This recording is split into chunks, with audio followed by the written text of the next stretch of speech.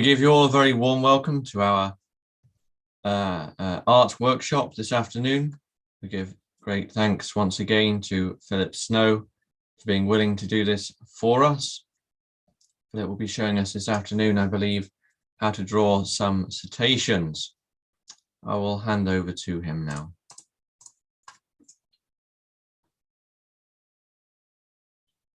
You're muted. Am I unmuted now? That is, yeah, you're unmuted. Right. Yes, hello to you. Thank you for calling. I'm still having slight problems with cameras here and computers and IT generally. But first of all, I'm going to show you, hopefully you will all have the, you will have all had the sheet, which you can't see at the moment. And I'll say, if you wanted to cut them out of card and draw around them, because I'll be showing you another way of drawing with them. But first of all, I'm going to show you the usual little, where's the screen share? Here we are. I'm sorry about the stuff at the top there. I'm still having problems with PowerPoint. In fact, anything to do with computers, I have problems with. There we are. So cetaceans, now you probably know that cetaceans are generally whales, porpoises, dolphins, and the like. They're actually warm-blooded mammals. They actually suckle their young. And I did an article for one of the magazines, one of Williams' magazines last year, I think, showing you how even the way that they feed underwater has to have an airtight seal for the young. That's not a sea lion, a seal for the young to suckle the milk from the mother and still have a waterproof way of doing it, which is the design of everything to do with our creator is just astonishing.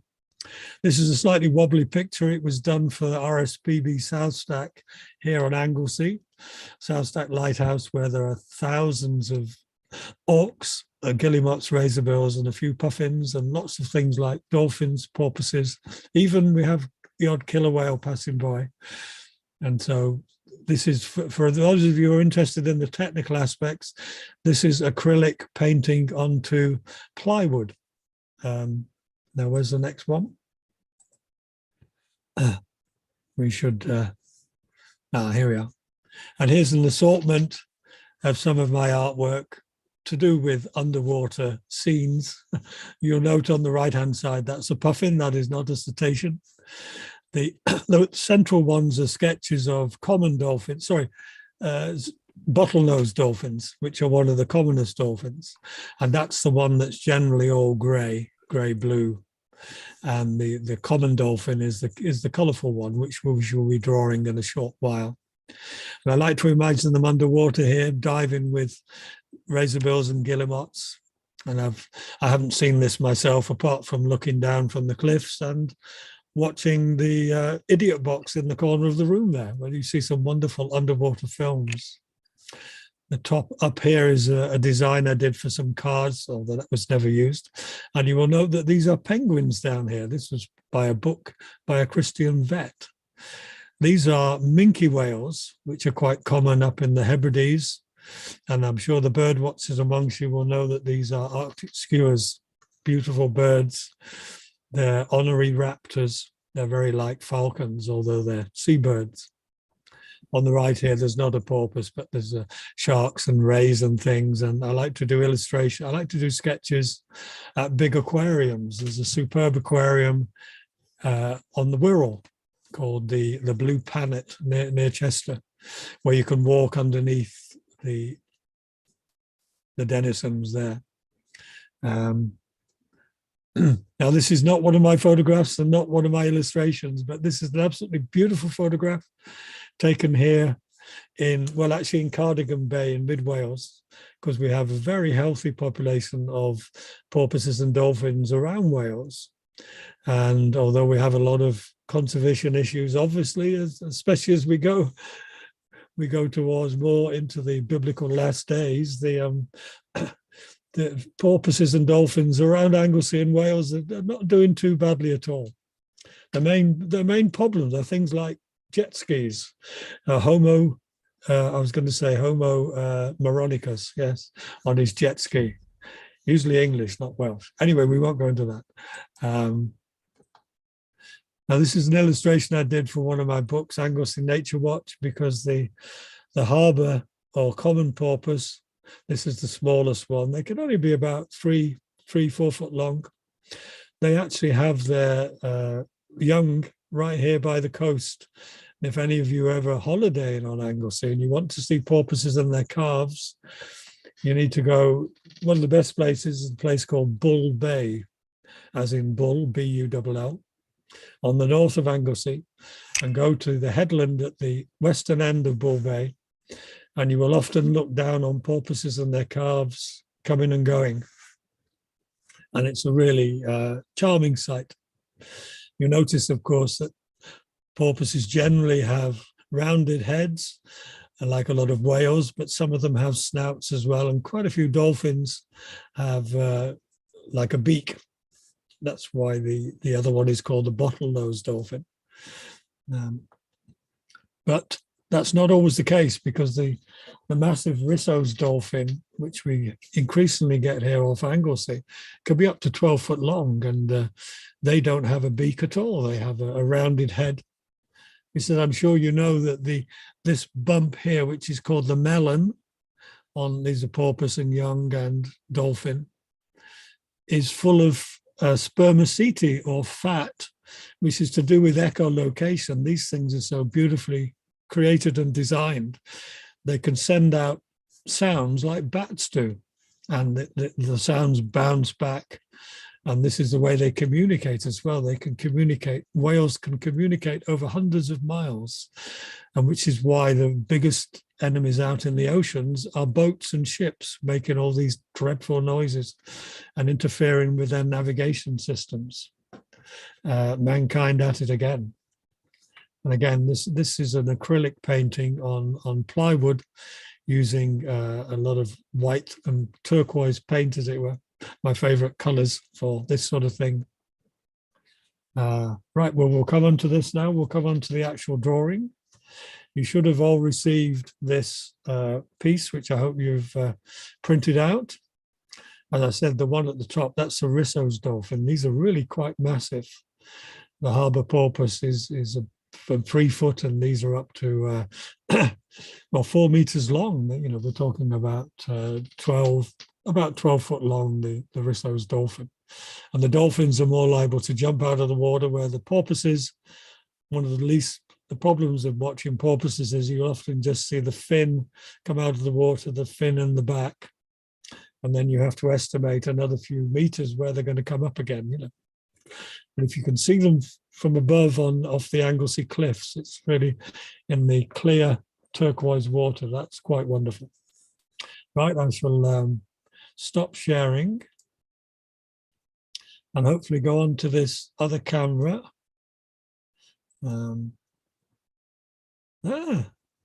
It's worked. Let's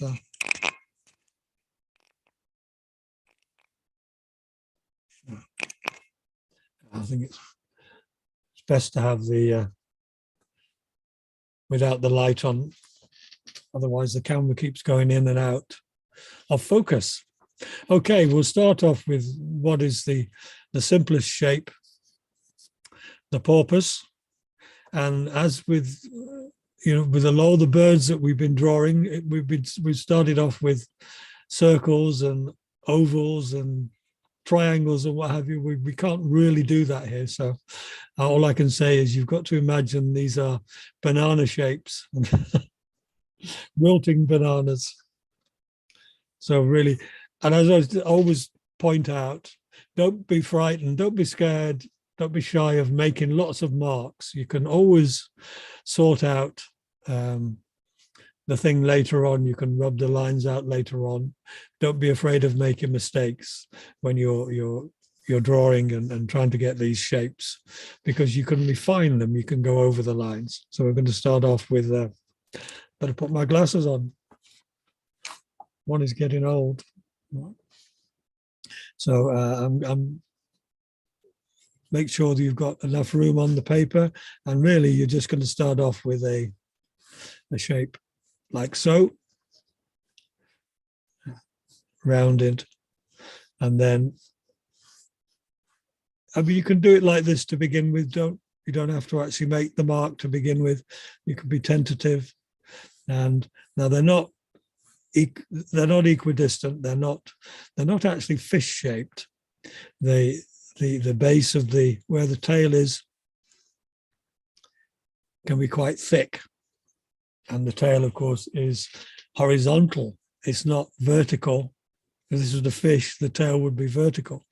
With the whales and the cetaceans, the tails are horizontal. So sort of that's the sort of shape we want to begin with. Make that a little more rounded. And so you can rub out as you go along if you like. Trouble is with this camera, it picks up every dirty little mark. Anyway, the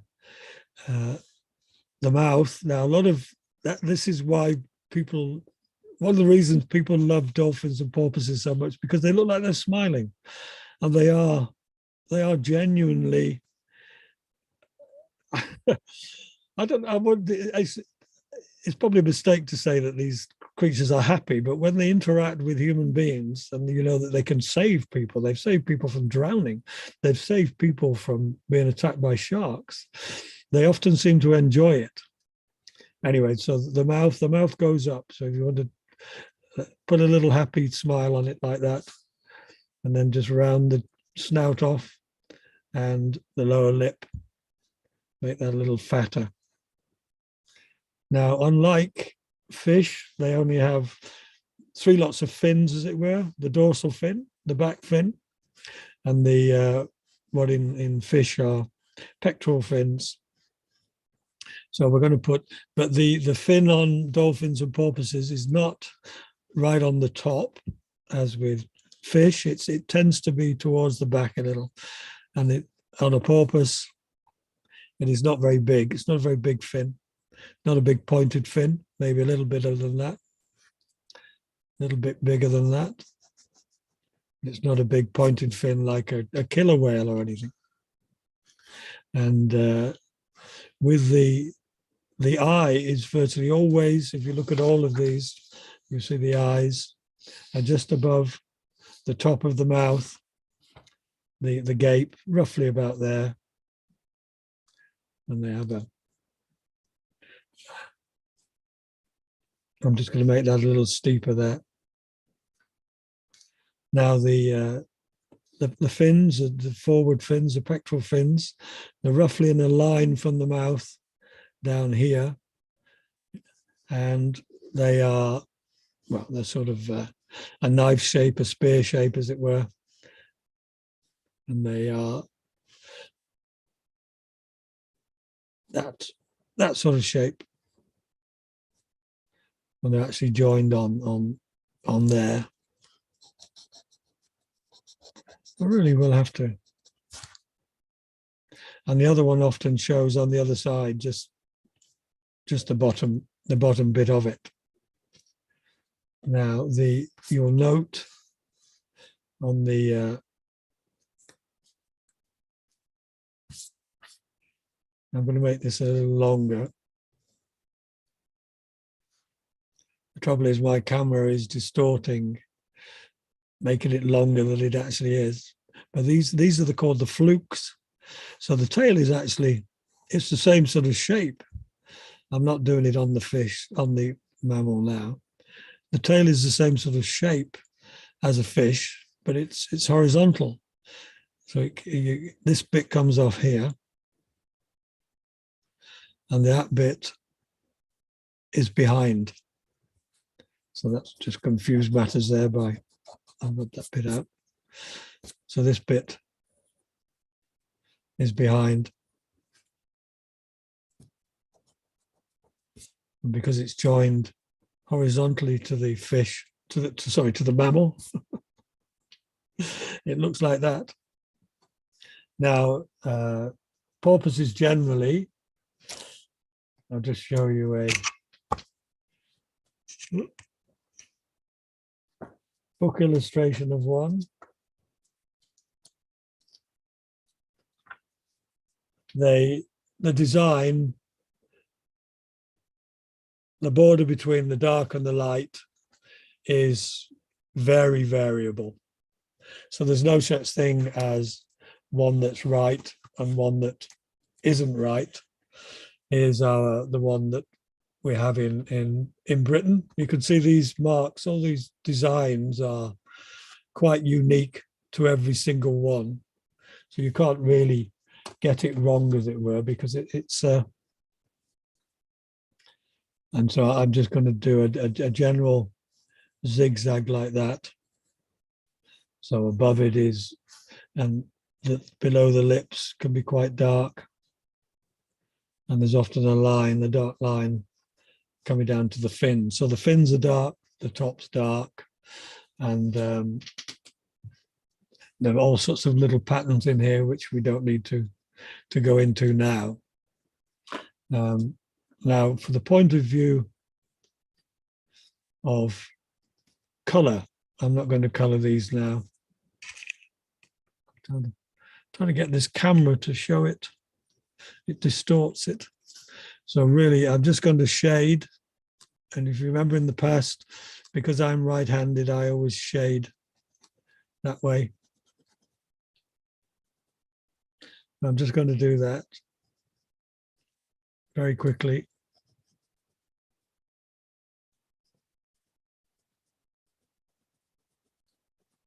So don't bother, don't worry if you go over the lines, you can rub those out. Or of course, if you want to leave the drawings for later and color them, even watercolor them, and so just rub the little bits out where you've gone over the lines.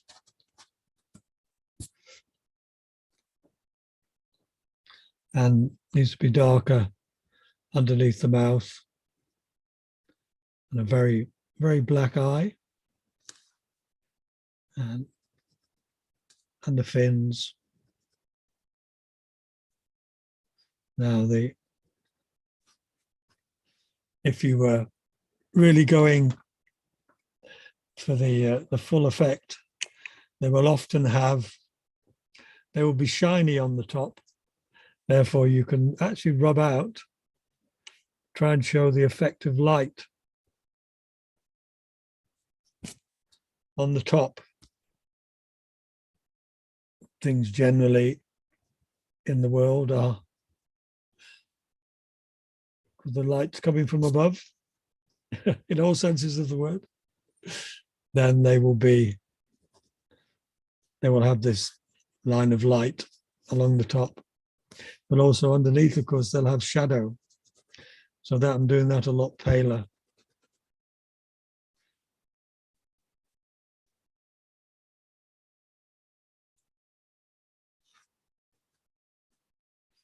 And then darkening a bit of this.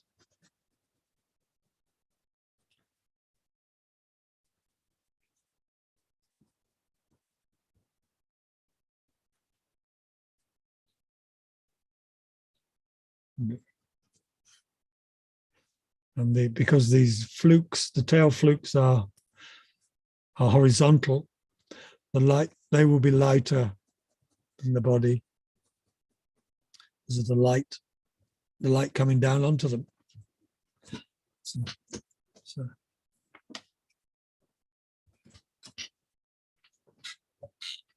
So that's the basic porpoise, and it's never quite, my favorites are certainly the dolphins, because they're the ones that leap out of the water a lot more, and they've got a much more exciting shape. And once again, this pattern here is absolutely incredible. It varies in every dolphin. I've got illustrations here of, you see the way this yellow and white interacts and these different lines. These are very individual, beautifully designed and colored creatures. So we're going to, oh, I forgot. Where was it? I've forgotten my cutouts.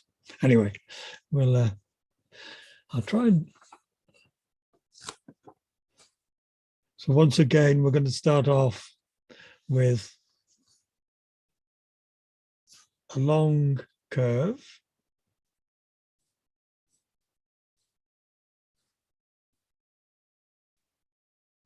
This is quite an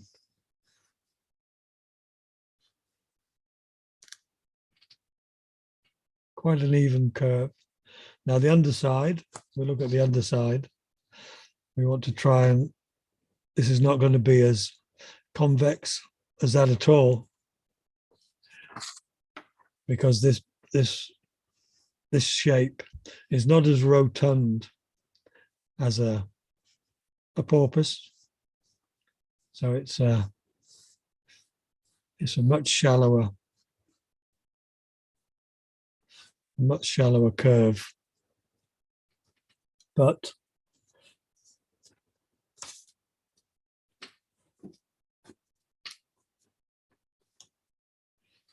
it does, we'll round this off the same as if we were doing a porpoise, but we've got to add the thing that gives our other commonest dolphin the name, the bottlenose. It's slightly longer in a common dolphin, but a longer nose.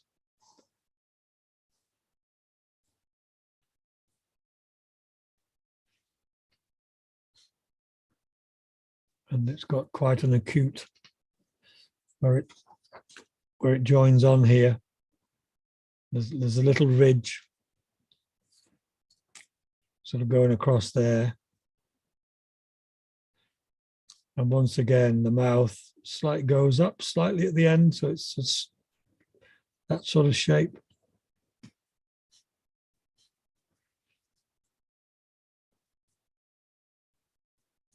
Like a little pair of pinchers or a little pair of pliers. Yes, for all their friendliness and helpfulness, they do have some formidable teeth. And they can be quite ferocious. And the forehead is not as bulging as a porpoise, but again they can vary. And the dorsal fin, we want to come quite far back, just over halfway before we put the dorsal fin. The dorsal fin is bigger and more impressive than the porpoise. We have to make this one fatter because my camera is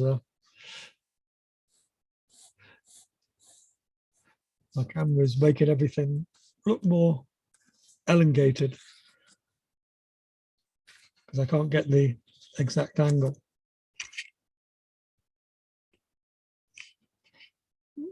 Anyway, we'll ignore all these lines down here for the time being. Now, once again, with the fin, as you can see, the fin, we're coming back in a line from the mouth, the top of the mouth, like so. And the fin is it's about this far in. So, and once again, the fins they're more speary, they're more shapely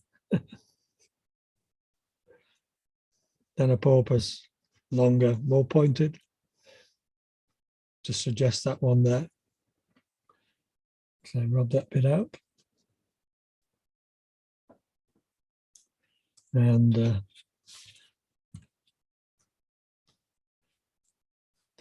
this bit is not as, still fairly fat, as it were. And once again, the flukes are horizontal, the tail flukes, as they are called.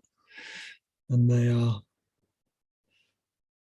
about the same size as the pectoral fins there. The other one will look smaller because it's on the other side. It's going away, as it were. Give that a little bump there. As I say, this is the general patterning. Is this crossover line with the yellow and the white bits. And again, don't worry about it being either wrong or right or inaccurate or whatever, because they varies a lot. So it basically does this, crosses over about here.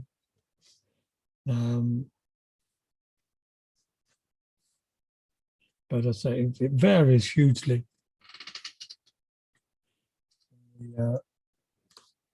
The dark bit can extend, the yellow bit can extend around the eye. That varies as well. Do the eye in darkly, and the beak is quite dark, and most of the lower jaw is quite dark. And the same goes for the fins. So there's a dark line going down. Now I've got to leave I'm sketching this. Instead of using the rubber, I'm leaving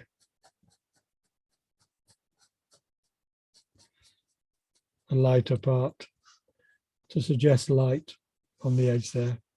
I'll do that one.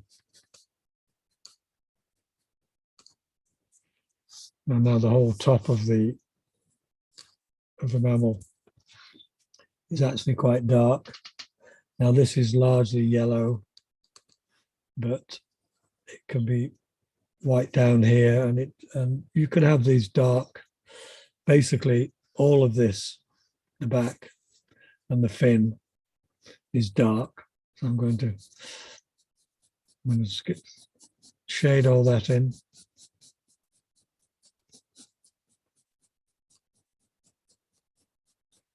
Note also I'm using the shape of the fish, sorry, the mammal, to direct my pencil strokes. I want to try and suggest the shape of it. We've also got to try and remember that this is a solid body as well, which is why it's going to be lighter on the top and then darker underneath, in the sake of shadow, complicated by the fact that it is the opposite in actual color. It is thought that a lot of these sea creatures are light underneath, so that if a giant squid is looking up at the ocean surface, and there are all these birds and creatures that are white underneath, they supposedly have more difficulty in seeing them. Although such is the design of some of these things that there are certain creatures, sea creatures, that are so beautifully designed by God, they don't even cast a shadow.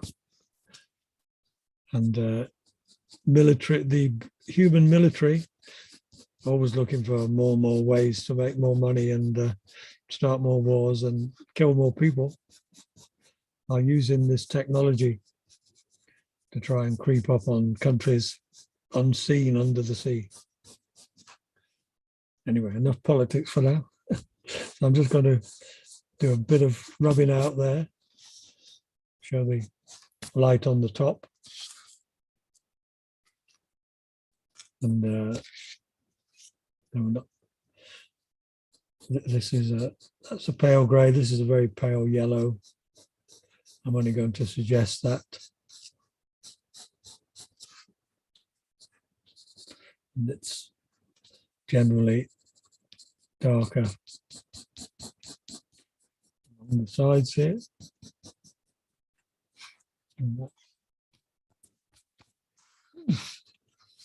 That's not too bad. Just darken the lower.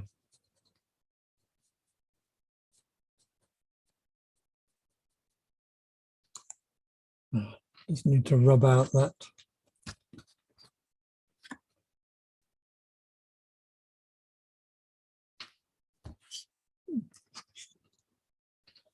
And there's your archetypal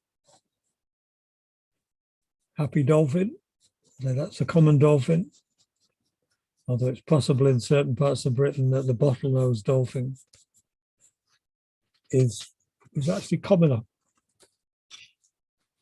And there's our dolphin. Right. I'm going to do something slightly different now, which is if you look at some of the paintings I showed you earlier, you'll notice that I paint the creatures first and then paint the sea over the top of them, like this shark, so that you can do endless patterns. I did a workshop with a school here in North Wales. I did the grey dolphin first, common dolphin, and then did a lot of shading over the top with different blues and greens and different colors. And so now I'll just try it with this dolphin here first, but I don't think it's not probably not going to work. It will probably smear the yeah.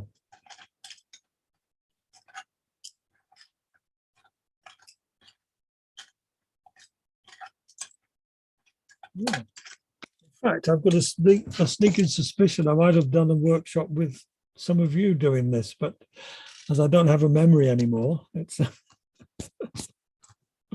I'm just going to try and see what happens when I use a selection of colored crayons, and see what happens when I go over the top.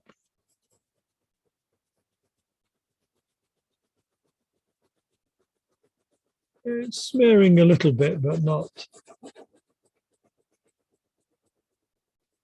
Yes, it's the green is obviously going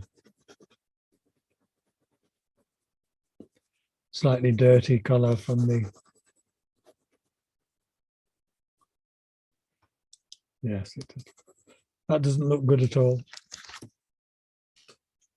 So I'm going to do another. I wish it would stay still. I'm going to do a little dolphin here.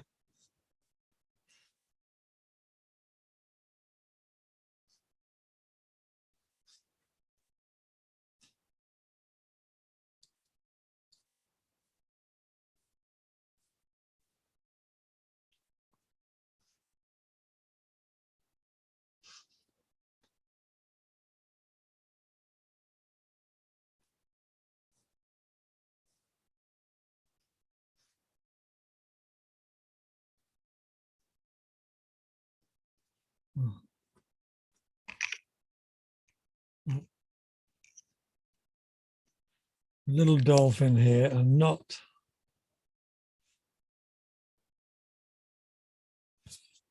I'll just give you a minute to draw that. I'm just going to get something.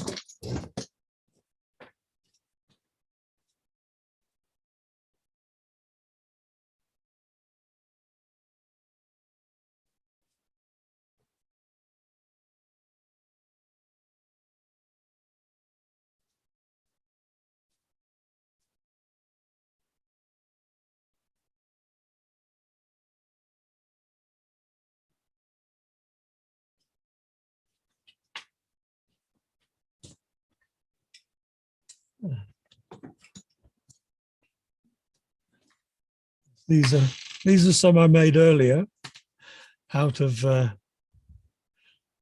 fairly thin plastic, which you could just about cut with very strong scissors or whatever.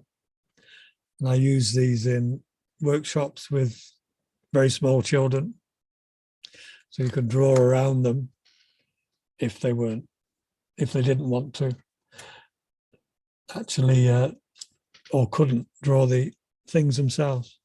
So I'm just going to just make that a bit paler, and then do colors over the top.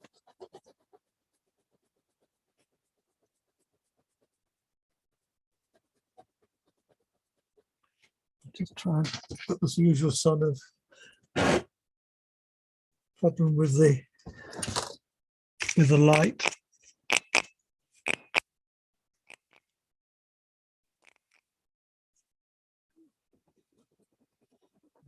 These are fairly thick crayons I'm using.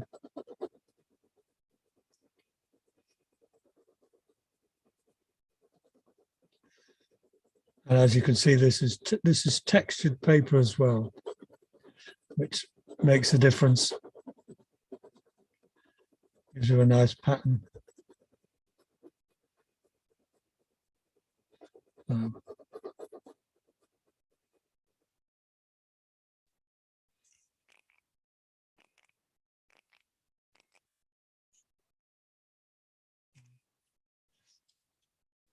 going to use some blue over that.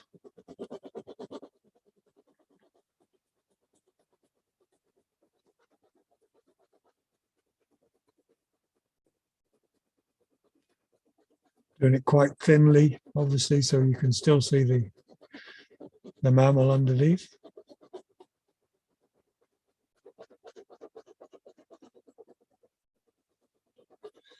And theoretically, you can keep building this up as much as you like, and it will make a different, whatever different kind of paper you use will make a difference as well.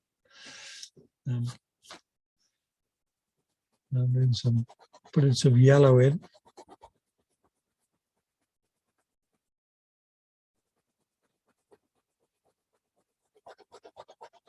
I'm sure yours all look very different because I'm working under strange lights here and a strange camera. But now we want to actually draw in using a pencil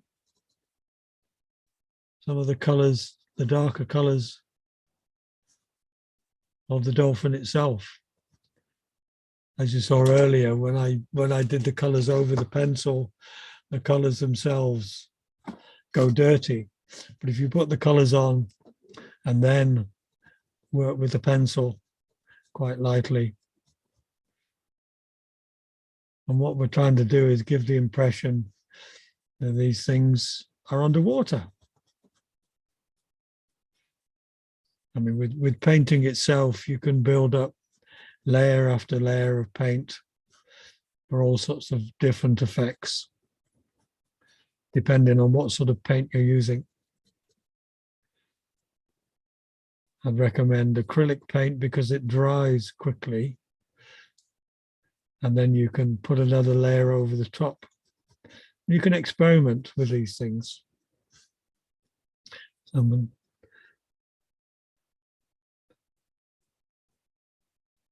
I'm putting this light. This is actually a HB pencil. I'm not bothering with any fancy patterns on the dolphin. Making it quite plain. And as you can see, it looks as if it's theoretically, it looks as if it's underwater. Just suggest the other fin there. that was using textured paper. I'm not quite sure why that was black. I don't know where that black spots appeared from.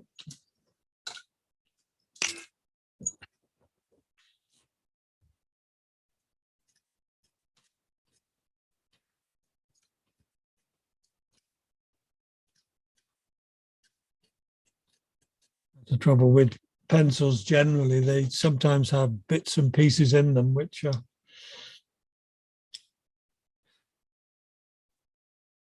manifest themselves when you don't want them to. Right. To strengthen the top of that. So there is. I'm going to try and do the same thing, but I shall use the other side of the paper. And once again, I shall give you a minute to draw another dolphin. And we've got a sort of slightly flattened, shapely banana shape, like so. And the jolly little snout. And the fin again, just over halfway along.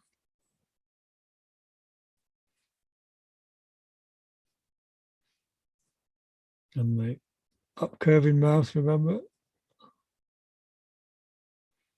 Oh well, this is a real smiley one.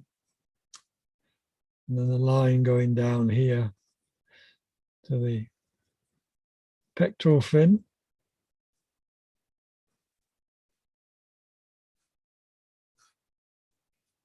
And the fluke, the flat flukes.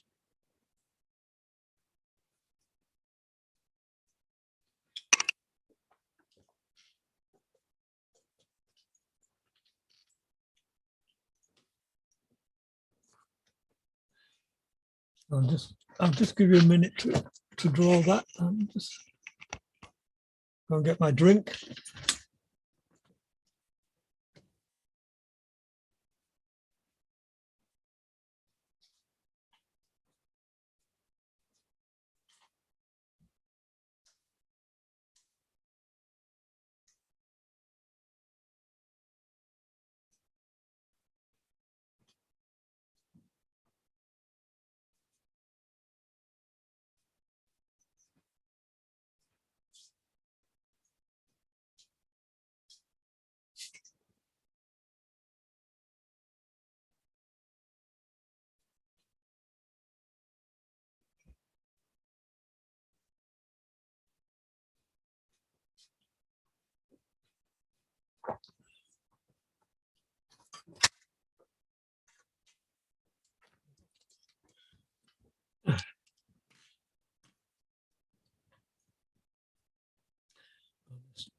Rub that, make that a little paler. Now, because this is a lot smoother paper, the effect will be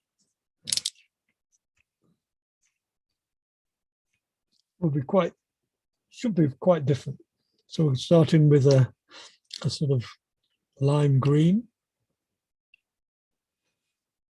Again, doing the same thing. Going over. See, I'm using the side of the pencil, so you get a lot of coverage, you get better coverage.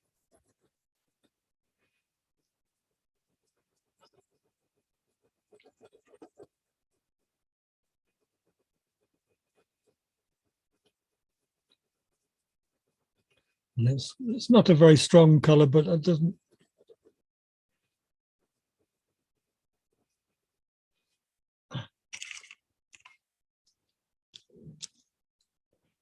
I'll go over with a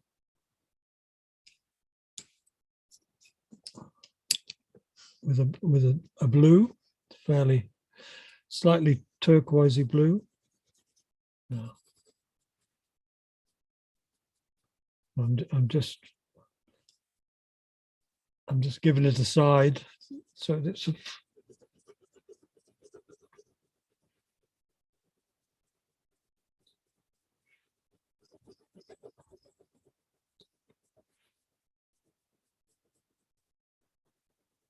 so just slowly, gradually build it up.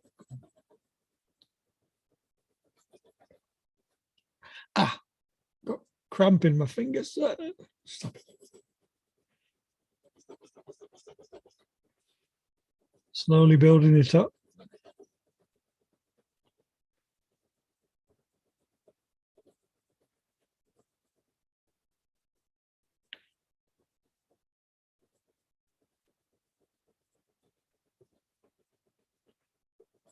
Of course, you don't have to do it all one way. You can do stronger lines. Whoops. Oh.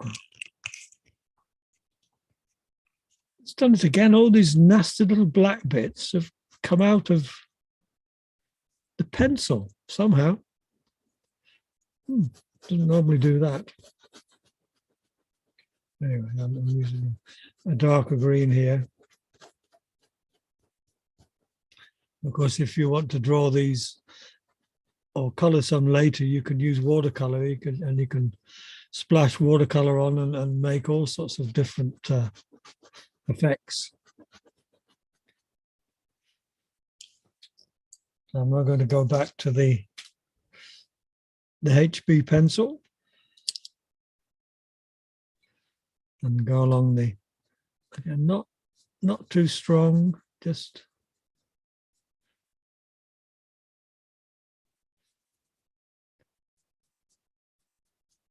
you want all the colors to sort of blend together to suggest a mammal underwater.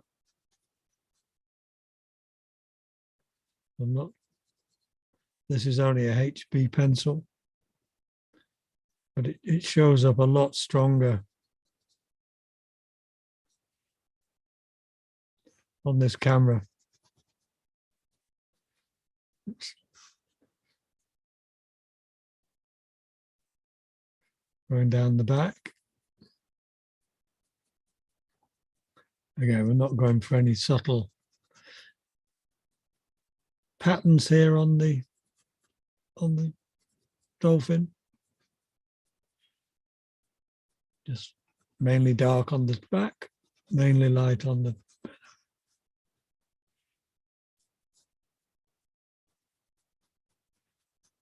fading it down, fading it down.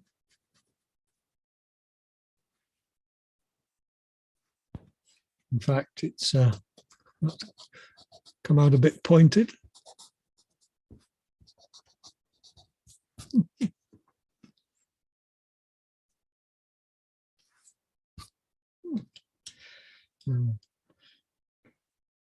Try going over with some yellow.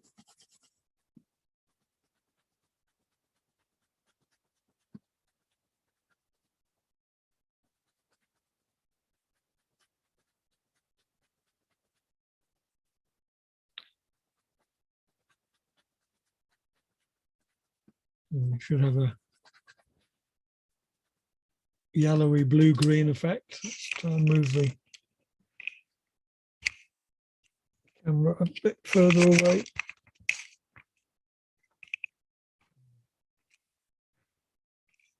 Not a great deal of subtlety in this camera. Where are we? There we are. I'll just open the curtain and see what it looks like. See if it looks any better.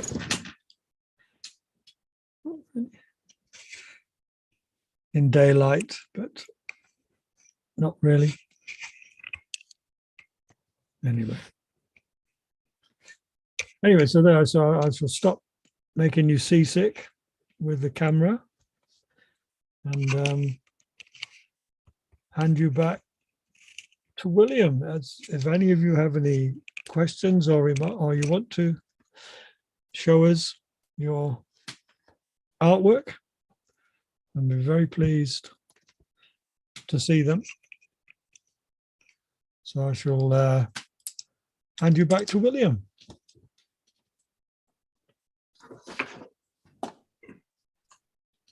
Thank you, Philip. Right. Someone showing their picture already. Ah, yes, yes. Thank you, Ben. Yes, thank you. Yes. Did somebody just hold a picture up then? I think I saw it. Yeah. Get rid of my screen. Wait a second. Let me just put the blows up so that everyone can see theirs. Do you want to hold? I recognize those. Oh, those are good. Yes. Just a bit further away. Oh, yes. Very nice. Yes.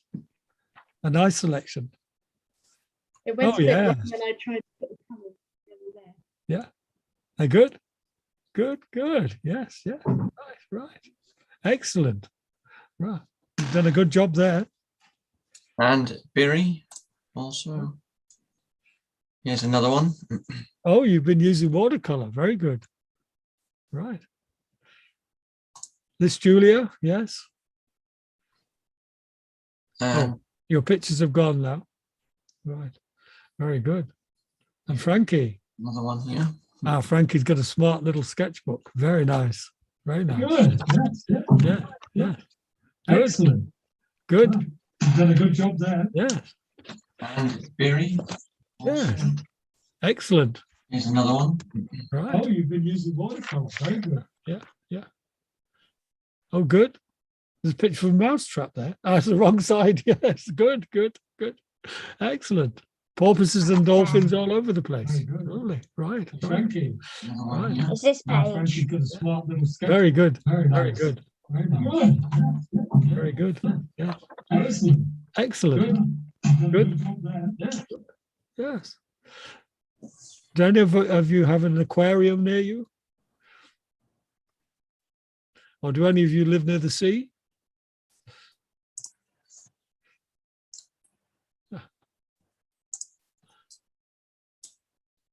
Do any of you live near the sea? We don't. No. Because they're quite, I think on the south coast, they're quite good for cetaceans. Normally doing bird watching rather than. Yes, yes. Well, the good thing is when you bird watching and cetacean watching go together, because when you see a lot of birds feeding out at sea, they'll often be feeding on fish that the dolphins and porpoises and whales are driving up, or the seals are driving up to the surface. So you'll often see the birds and the cetaceans together. But the best place to see whales is definitely the Hebrides, I think. And the Celtic Sea, as we now call it.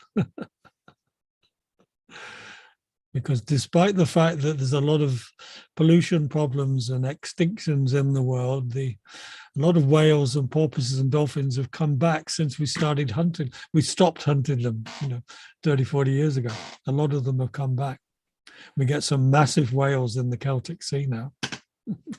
Whales for whales. Right. Right. Well, so did any of you make any cutouts? The good thing about cutouts is if you want to do a lot of experiments with color, you can draw around these very quickly and then put the color over the top without having to draw out the same thing over and over again. It's a lazy way of doing it. But of course, you've got to draw it in the first place before you cut it out. So.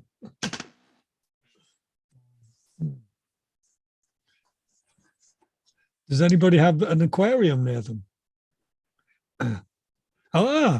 Frankie's going to Anglesey. Wow, wow, wow. If you want to email me via William before, I can tell you the best places to see things. As a matter of fact, The book that you need just happens to be my book, because this has got 50 wildlife sites in it with all the maps to see all the different wildlife. Great. So, and possibly hope to see you here. Yes, yes. Right. Right. Well, if anybody else does have any more questions or anything else, then please do feel free to email me. Mhm. I'll do my best to either forward them to Philip or answer them myself. Sadly, we won't be able to be doing any more of these. At least I won't be able to do any more of these myself due to time constraints. I think it's fair to say. I've started working part-time, so I shan't be able to do these anymore. But thank you very much to Philip for being willing to do these for us. And thank you very much to you all for coming, and we hope that you've enjoyed them. One last question for you, Philip, in the chat box. Oh, right. So I'm not, here we are. How many in Great Britain? I don't know, but they're quite a lot. There are about 6 different dolphins and quite a lot. We're getting more and more whales in now. We even see sperm whales. I don't think we've seen sperm whale. I think we've seen a blue whale, and we've seen humpback whales in Britain and killer whales. There are killer whales, but I don't know exactly. I would have a very rough guess and say 15, but that is a very rough guess. Yeah, it's they're wonderful to watch. Yes, yeah. Well, thank you all as well.